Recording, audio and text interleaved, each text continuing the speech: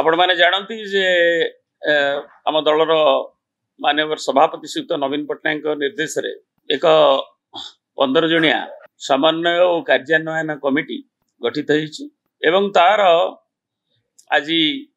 प्रथम बैठक आम दलर हेडक्वार्टर शंख भवन में ये अनुष्ठित हो एवं से आम गहन रे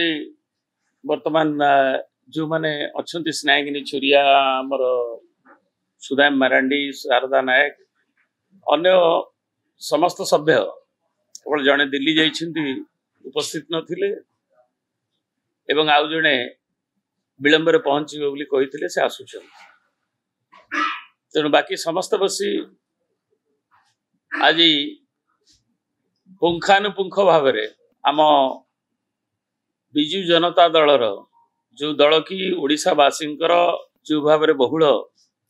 समर्थन दीर्घ दिन धरी रही आसी शासन दायित्व भी थिला उन्नयनमूलक काम भी नेतृत्व नहीं आसुला नवीन बाबू नेतृत्व में आज विरोधी दल हिसाब से राजनीतिक दलर कार्यकलाप एवं तार ओडिशा